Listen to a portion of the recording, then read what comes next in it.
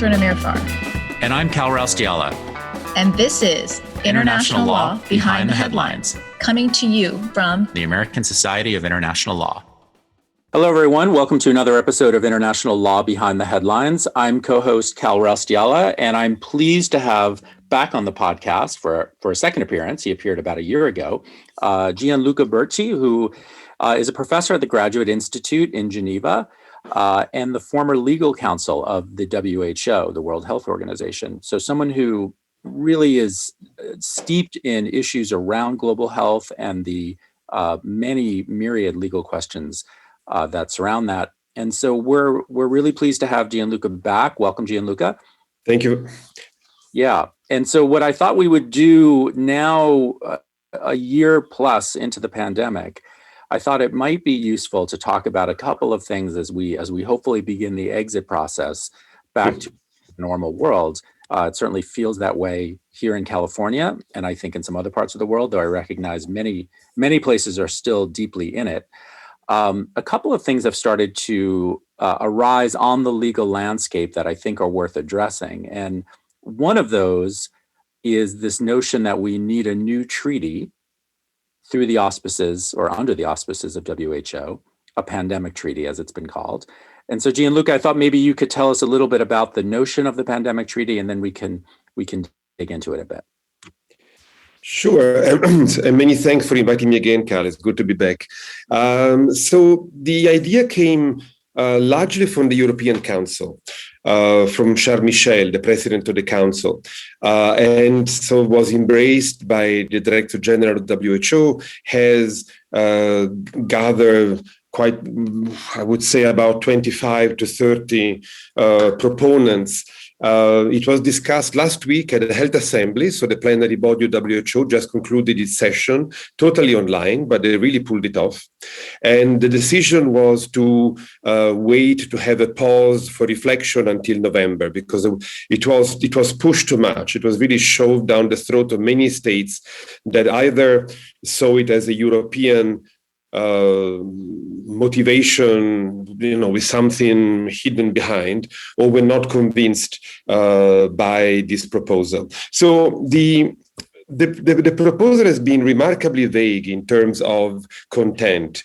The rationale that we saw was basically the COVID destabilized so much of international governance, and that the international health regulations, they're supposed to be the main instrument for preventing and control these kind of events, have proved ineffective. In particular, compliance has been uneven. There are not much in terms of enforceability. And so the rationale presented was that we need a treaty, we need the new instruments. First, almost like signaling a level of commitment by governments that evidently the IHR did not get. And second, to fill a number of voids. And the main voids are upstream, in particular the management of the zoonotic risk, because most of the bad diseases in the last 20 years have come from animals. And downstream, in particular, when it comes to this very vexed question of research and development, manufacturing and distribution of what we call medical countermeasures, so therapeutics, vaccine, and so on.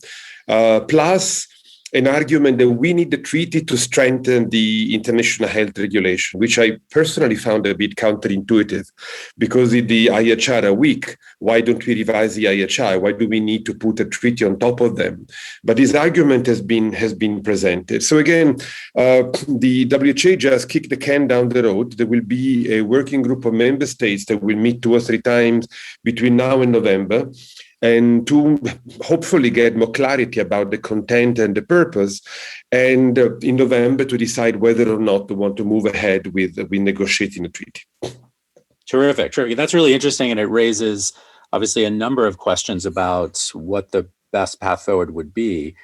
Just to clarify for listeners, so the existing framework, the IHR, is that a legally binding framework? Yes, it is. It is a bit like, say, a European Union regulation or a Security Council resolution. So it's not a treaty, but it's an instrument based on the WHO Constitution. It's like a parliamentary act, kind of unilateral act by the World Health Assembly, the plenary body. But there's no doubt that it's legally binding. But again, there's almost like a perception that there's something missing, that is binding, but it needs a treaty. A treaty somehow has almost like a higher normative level in international law, which, of course, formally, I think is questionable. But this perception, including among top political leaders, is quite pervasive. Yeah, that's interesting. Yeah, we can dig into that. That's a sort of pet peeve of mine. But just to focus on the pandemic treaty proposal for a second, is the notion that, I mean, I guess I could imagine an argument, maybe a stronger argument, that what we need is in fact a non-binding set of ground rules or something more in a soft law vein, even though I personally query whether soft law is a concept we should be talking about. I think that I could see an argument for a non-binding or otherwise more flexible instrument rather than a treaty process, given for a couple of reasons. One, it's hard to achieve, and I think history proves that. And two, pandemics seem to be so different, and this is really your area of expertise and not mine, but it seems like if we looked back over the last few examples, let's say going back to SARS or MERS or various Ebola, et cetera, they all have such distinct processes, both medically and politically and in terms of their geographic scope and so forth. This one's obviously very different.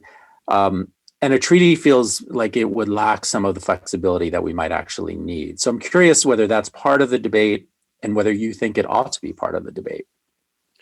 It is part of the debate because there have been a number of sort of high-level reviews of what happened during COVID by a number of think tanks or sort of expert bodies revolving around WHO. And some of them have proposed, besides the treaty, also have basically said a treaty is not enough. It's necessary but not sufficient. And WHO is perceived too much as a technical agency without the political gravitas, let's say, for example, of the United Nations. And so they have also advocated for either like a political declaration by the UN, as you said, like setting ground rules of a political nature, or even adopting a kind of more elaborate framework. And the precedent that people cite is a Sendai framework on disaster risk reduction with its own review process, follow-up mechanism. So not just a one-shot declaration, but it's something that then is followed up in time. And I totally agree. I think that there's been almost like an obsession with this idea of the treaty. And probably we do need it for a number of reasons, but it's not enough. Again, because COVID has really destabilized so much of international governance that it's a dangerous illusion to think that a treaty is a magic bullet. And so I do believe that we need that kind of UN involvement that until now, frankly, has been missing. The General Assembly has adopted relatively weak resolutions. Security Council has been missing in action.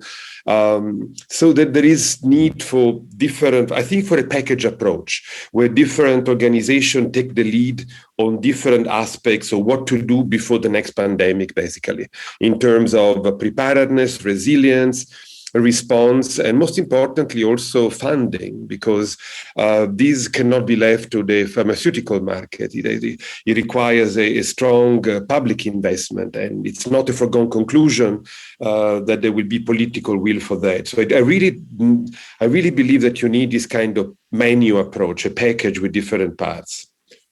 That seems to make sense.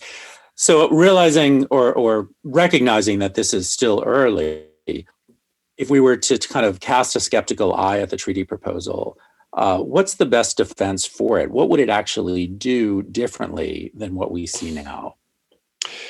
I think that, first of all, I repeat that I found counterintuitive the idea that if you want to strengthen international health regulation, you adopt the treaty, you put it on top of it. Nobody has really explained in detail what the rationale for that proposal is. I think that the treaty should address a few blind spots.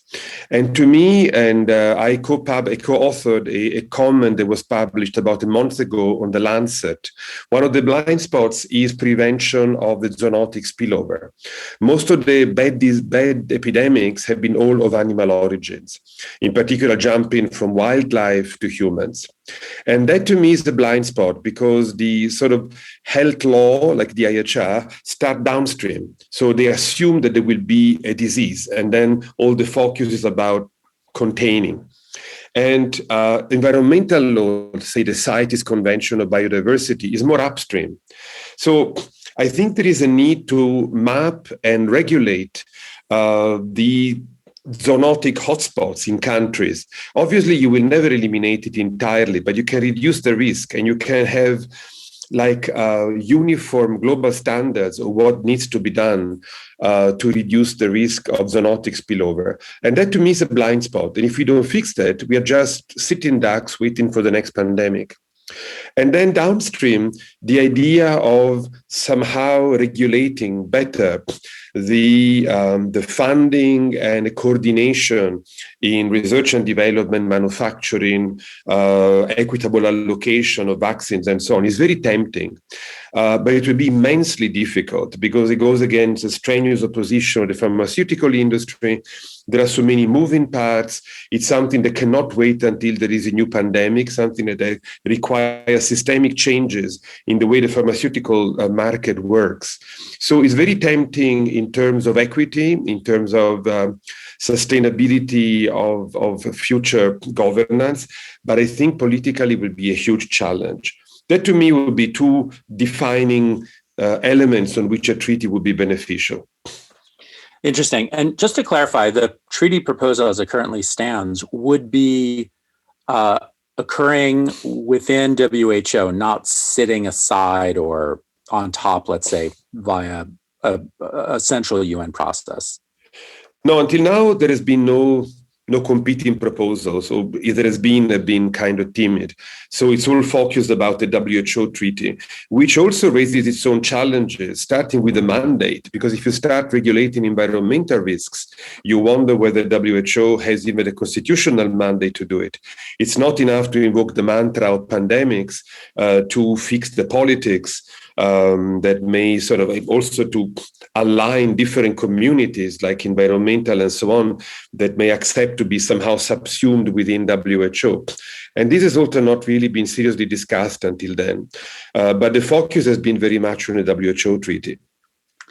Yeah, that's interesting. I mean, also, I can't ignore the fact that WHO has obviously come under some scrutiny for its its actions or some of its inactions during this particular pandemic. But even in the past, I think it's fair to say that there was periods in which states, or at least certain states, seemed resistant to housing some issues within WHO that might normally appear there. The creation of UNAIDS maybe could be seen as an example, the Global Fund, et cetera.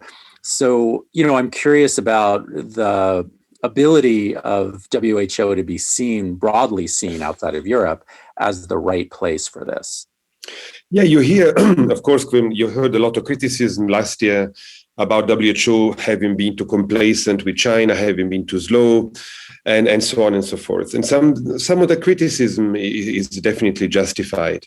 At the same time, so the IHR, the health regulation in that sense, have been seen almost like a constraining factor because they formalize the action of WHO. They make it much more dependent and reliant on states that are not always willing to play the game. Look at China last year. The resources have been an issue. WHO is chronically underfunded. It is very dysfunctionally funded at the tune of more than 80% with voluntary contribution, which is most definitely not the way to run an emergency program. So there are many factors that can explain also some of the weaknesses of WHO. Also, WHO is really populated by technical people, by really very sort of public health epistemic community that feels uncomfortable in politics, are not necessarily conversant with international law. There's a handful of lawyers in WHO. So it's also, if you want, the corporate culture of WHO that can explain some of the dysfunctionalities of the past and also of last year. And I think we'll have to change if you have this level of ambition of a future emergency manager with a treaty behind it and so on. But I mean, having worked 18 years in WHO, I must say I have some bias in favor of the organization, and it has done also very good things last year, and they have to be recognized.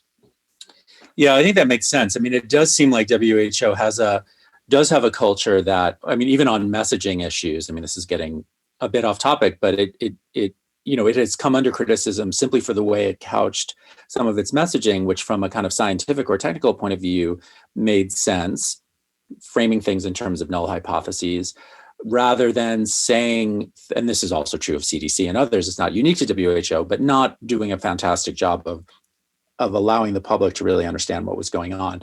The deeper issues are the political ones. And since you raised China and raised the issue of kind of jumping from animals, I just want to see your view on this. I mean, I think, as you know, certainly here in the States, and I imagine elsewhere, in the last few weeks, a lot of discussion over the question of whether is this actually a pandemic that jumped from animals, or was it possibly leaked out of a lab? And that seems like the sort of thing, whether it's true or not, that WHO would have a very difficult time digging into. So I'm just curious, is there any international process that could get at causes like that in a systematic way to really dig in? And is WHO the best that we have for that? Yeah, I think, frankly, at least in this case, it's a bit of a lost cause. Because China is fiercely determined to close the book on this. So this issue resurfaced quite a lot, and maybe unexpectedly last year at the Health Assembly. Country after country stated that this joint study, by the way, by WHO and China, basically it was inconclusive, not credible. We need another study, a real scientific study with full access to all information. This is not a blame game, but we need to know where this virus came from. Otherwise, how can we start planning for the next pandemic and so on? All valid arguments, I think. Sorry, I'm from home. I'm at home, and you can hear the background noises. And but there's no way to pressure China. And frankly, you haven't seen that level of pressure, political pressure coming on that. Well, part of the conversation recently have been to give almost inspection power to WHO, but I doubt that there will be political will. And also people have made a parallel with what happened, say, with the nuclear inspection or the chemical weapons convention, but it's a totally different environment. It's disarmament, it's arms control, but also it's a different kind of situation. Inspectors go in agreement with the country. These are not challenge inspections like Security Council. They know what to inspect. It's like an accounting exercise. In the field of health, it's totally different. So I hope we can see an improvement on this. But I think on China, I'm not very optimistic. The Chinese have been very clear that the study was definitive. It has totally disculpated them. The lab theory is totally unlikely. And I think the Chinese will rely on that to try to close the book. Yeah, that seems right so far, though as you point out, there is enormous skepticism about China's credibility on this. Whether or not the lab leak hypothesis is accurate, China doesn't engender a lot of confidence in its answers early on, and its activities internally certainly added to that. Let me pivot to two other things in the time we have left. So, one, I'm just curious, I want to talk about vaccine aspects of the pandemic. And there's really two. I mean, one is vaccine passports and some of the legal issues. But the other is, I'm just curious whether, as part of the pandemic treaty that we started off talking about, there's been much consideration about a better system for developing and distributing vaccines. And I say that fully recognizing that the development of vaccines was really miraculous. And I think everyone involved should be applauded. But the fact remains that developing vaccines is difficult, expensive, concentrated in the north, and distribution has been very, very uneven. So has that been part of the debate? Should it be part of the debate? It is definitely part of the debate, in particular from developing countries that are clearly at the receiving end of this. And the European and other developed countries make sympathetic noises that this has to change and so on. But there's a lot of skepticism. So as you know, the proposal to waive intellectual property rights that is sort of pending in WTO has been more or less blocked by the Europeans. There was a lot of enthusiasm when the US supported it. So that path seems going nowhere. And it's a very complex situation from many perspectives. First, because there is a chronic undercapacity. Vaccination is not a profitable part of the pharmaceutical industry. So there are relatively few companies in few countries, mostly developed, but not only. The largest manufacturer of vaccine is India, the Serum Institute and other big companies, but they largely produce for export more than for their own market. So there is an undersupply, there is a untapped capacity because we have a number of middle-income countries in various parts of the world that could very well produce vaccine if they had the technology and capacity building. And then obviously there is all the distortions of the pharmaceutical market that is first come, first serve. And the inability of countries that have done billions of dollars with no questions asked in the pocket of Pfizer, Oxford University, AstraZeneca, and so on, without asking much in return, if not on a bilateral basis. So you sell to me first. So the whole thing has been, frankly, very dysfunctional. But if you put yourself in the shoes of a prime minister, it's not so illogical and illegitimate to try to protect your own people first. So I think there will be a lot of really a paradigm shift in building a system where countries that have resources for hoarding vaccine will voluntarily exercise self-restraint, basically, on the assumption that spreading vaccine equitably around the world is a better solution than vaccinating my people first, and then we'll see. So it's an incredibly complex discussion, but it definitely has been part of the conversation at the Health Assembly and in many other venues. And is there any collaboration with WIPO around any of the IP issues that may stand in the way of wider distribution? WIPO is also sort of cultivates this image of a technical agency. Of course, it's its own politics with a development agenda, with traditional knowledge, but fundamentally is a manager of IP. So the real action is in WTO. With this India-South Africa proposal and all the controversies around it, in particular number of countries, but also the industry pushing back, saying IP is not the problem. The problem is the lack of manufacturing capacity and so on. But WIPO, so there is a quite regular cooperation, at least at the secretariat level, between WHO, WTO, and WIPO, precisely to avoid this kind of divide and rule attitude of many countries. But in this situation, I think WIPO has been kind of marginal because they don't see it as a role to step into this kind of political discussion. WTO has been at the forefront, also thanks to the new Director General that has been quite vocal. Interesting. So given that so many people are beginning to be vaccinated in let's say, the global north, and we're seeing some discussion about, we already have this in certain places, of kind of forms of vaccine passports or indicators or IDs of some kind. Is this also part of the debate in WHO right now? And are there any legal barriers to having an internationally recognized vaccine passport? Yeah, this is very much a work in progress. WHO more than once has recommended against having like individual countries go their own ways and so on. And here, obviously, you have a lot of pressure because it is seen as a shortcut to restart the economy, to restart tourism, to have people travel again, and so on. And that, I think, is legitimate and understandable. At the same time, there's no, at the moment, I don't see any sort of universally accepted standards in the making. So the European Union is coming out with those green digital pass. Switzerland, which is surrounded by the European Union, is developing something else. And so countries are going a bit in a disparate order. Also, there are many uncertainties that should pause people to reflect before committing themselves totally to vaccine passports. For example, the uncertainties. We don't know how much the immunity is lasting. Until now, we know it lasting for 6 months because the mass vaccination has been going on more or less in the last 6, 7, 8 months, but we don't know how long you will be immune thanks to the vaccine. Also, what about the variants?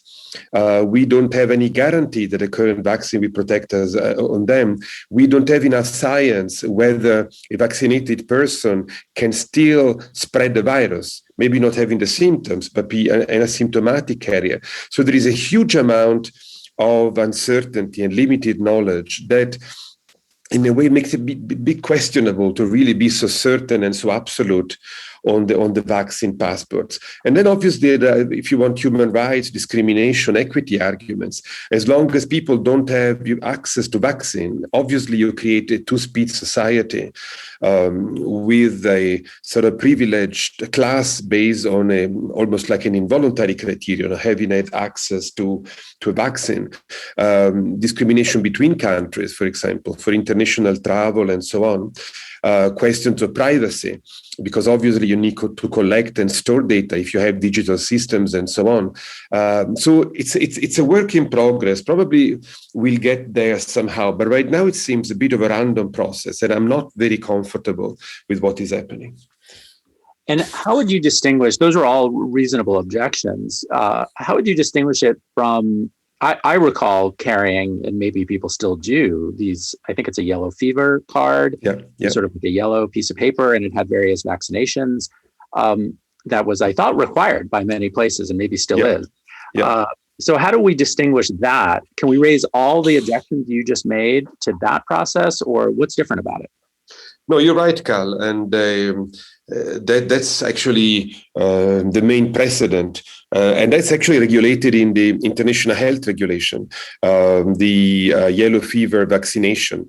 So there are countries like India, for example, that requires yellow fever vaccination if you come from certain African countries because the vector is endemic in those countries and so on. So we do have precedents, but they are somehow limited to specific diseases that are only endemic in certain countries to be able to travel into certain other countries. So there's no universality there. And so the magnitude of the impact is much, much lower. So I guess, in conceptual terms, you could say that we have precedents and it's not so different. It's more a matter of scale than something fundamentally new.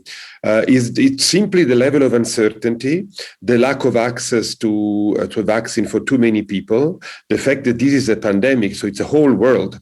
It's not a few countries protecting themselves from a disease endemic in a few other countries. So the difference in scale to me create also qualitatively different problems and maybe also legal considerations. Well, Gian Luca, this has been a really interesting conversation, and I appreciate you coming on and sharing, your experience and your thoughts on all of these issues. I imagine in 6 months things will be different, but we may not be out of the woods, and we may need to revisit some of these. And I hope if we do, you'll come back on the podcast. With pleasure. Okay, thank you. Have a great day. Thank you. Same to you, Cal. Thank you for inviting me.